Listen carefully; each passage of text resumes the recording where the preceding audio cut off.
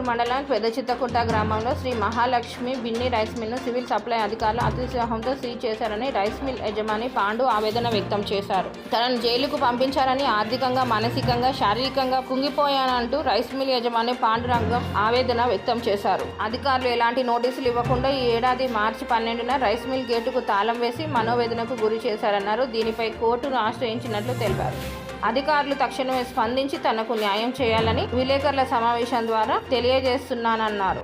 Media ప్రతినిధులు, print media, electronic media మరియు ప్రభుత్వ అధికారులందరికీ నా హృదయపూర్వక నమస్కారములు. నా మిల్లు గత 36 సంవత్సరాల నుంచి నేను రైస్ మిల్ వ్యవస్థలో ఉన్న ఏ రోజు కూడా గవర్నమెంట్కు ఇబ్బందికరమైన పరిస్థితి తీసుకురాలేదు. అప్పటి నుంచి ఇప్పటి వరకు కూడా రైతులకు కానీ ప్రభుత్వానికి కానీ నేను ఎంతో సేవ చేస్తూ ప్రతి రైతన్నను వాళ్ళ అండదండలతో నేను కూడా వాళ్ళ కొద్దిగా తడిచినా కానీ మంచిగా ఉన్నా మంచిగా లేకున్నా కానీ దింపుకున్నాము. తర్వాత ఇంకోటి ఏంటంటే అనివార్య పరిస్థితుల వల్ల కొన్ని సమయాలలో వర్షం పడి వర్షాభావ పరిస్థితుల్లో తడిచిపోయినా సరే గవర్నమెంట్కి ఎలాంటి ఇబ్బంది కలగొద్దనే ఉద్దేశంతో నా ఆస్తులు అమ్మైనా సరే కానీ నేను చెల్లిస్తా అని చెప్పిన ఒక నెల రోజులు నేను జేసీ గారి దగ్గరికి, తర్వాత డిఎం గారి దగ్గరికి వెళ్ళి ఎన్నో విషయాలు చర్చించడం జరిగింది. ప్రభుత్వ అధికారులు అందరూ వచ్చారు, ఒక దినమంతా ఉన్నారు, వాళ్ళు మాట్లాడారు.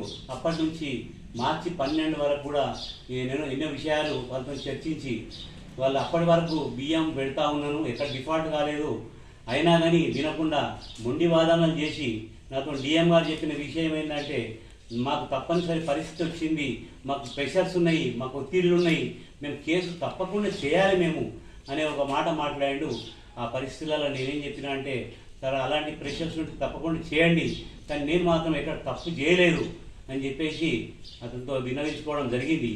తప్పనిసరి పరిస్థితిలో చేసిండు కాబట్టి సరే ఓకే, అప్పటి వరకు ఓకే, నేను మాత్రం ఎక్కడ డిఫాల్ట్ కాలేదు, దయచేసి గమనించండి, ఇది విషయాన్ని దయచేసి గమనించండి. డిఫాల్ట్ కానీ సమయంలో కూడా నన్ను కేసు చేసిండు కాబట్టి సరే కేసు చేసిరు, క్రిమినల్ కేసు పెట్టిరు. తర్వాత ఇంకోటి ఏంటంటే నన్ను జైలుకి పంపించారు. అయినా సరే నా పరువు పోయింది, ప్రతిష్ట పోయింది. ఇలా మార్కెట్లో 50,000 అమ్మే పరిస్థితి లేదు.